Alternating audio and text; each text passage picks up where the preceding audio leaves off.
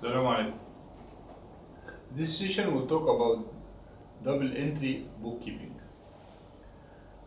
We start with business documents. That's invoice or receipt or anything. These are the documents for any transaction that the business is going through. Then we record them in the books of prime entry.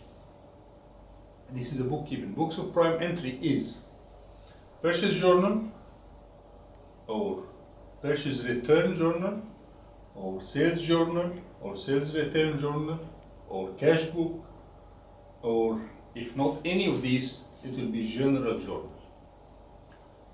When we finish with this, we post the transactions to the ledger, and we will see what types of ledger.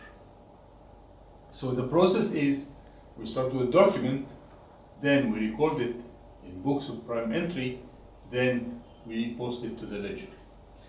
This is what we call bookkeeping.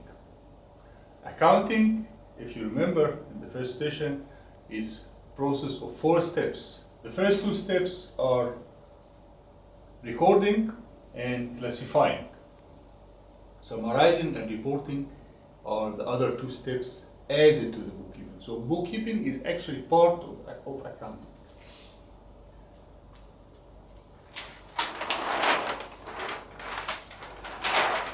Ledger accounts are divided to 3 types. One is personal, that's named of customers or suppliers that the business is working with.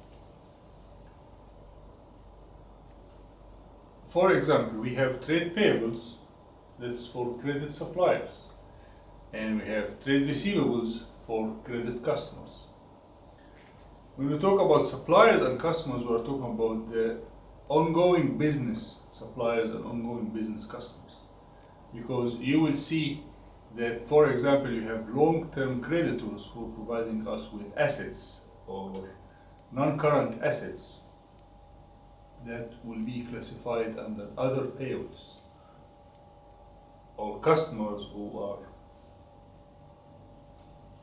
receiving credit from long-term credit from the business, then there will be other receivables. Real accounts, second type is real accounts, and is to record transactions involving capital, assets, and liabilities. Example of this is cash and bank accounts. So we have personal, we have real accounts. Third type is nominal accounts. Nominal accounts is to record expenses and income. And they are opened at the beginning of every accounting period. And they are closed at the end of the accounting period. And all these accounts balances, the nominal accounting balances, are transferred to income statement. Why? To calculate the profit or loss of the period. Examples of the expenses accounts are wages, electricity, and rent. Examples of income accounts are sales, interest, and sales commission. So we have personal, we have real, and we have nominal accounts. These are 3 types of accounts.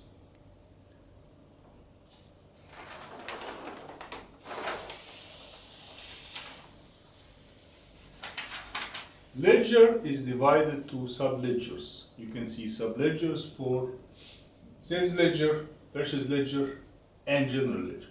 There are several sub-ledgers, but we'll study only sales ledger, purchase ledger, and general ledger.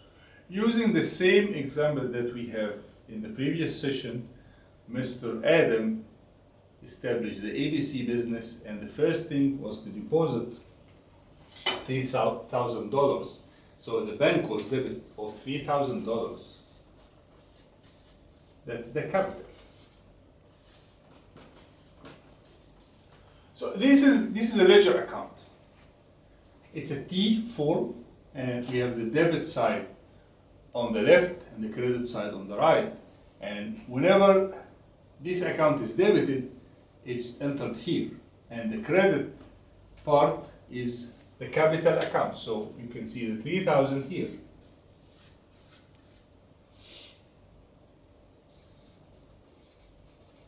bank. And this is Jan 1, this is the date where the business is started. So every transaction has to be recorded in the two sides, the debit and the credit side. The debit side was the bank, because it received the money. Remember, they received the taker and giver. Mr. Adam, as a capital owner, has given the bank $3,000. So bank is debit to the capital, and the capital is credited from the bank. Second transaction was the purchase of the vehicle.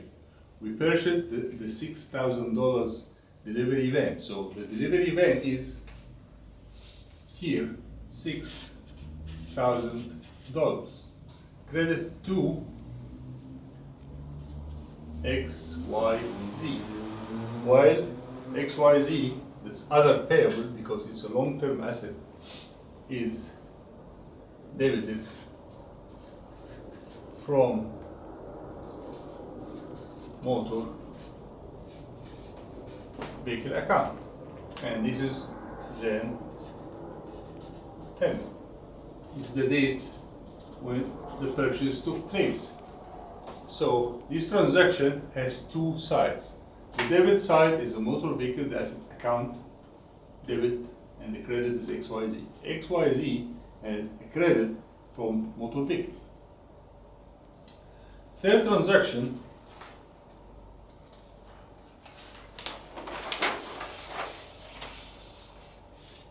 was the sale on credit. We said that we sold $1,000 of inventory on credit. And in this case, we start with the credit. We have $1,000 that's credit from DDD. That's our customer trade receivable. And the trade receivable here will be debit of the $1,000.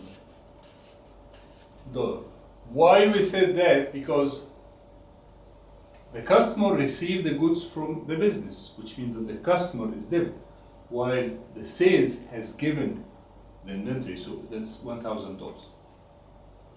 So as you see, we have sales account credit of $1,000 and receivable debit of $1,000.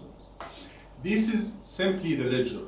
We'll see more about it in the exercises, and I hope that you have understood this, and more exercises and more examples will help you to understand it better. Thank you.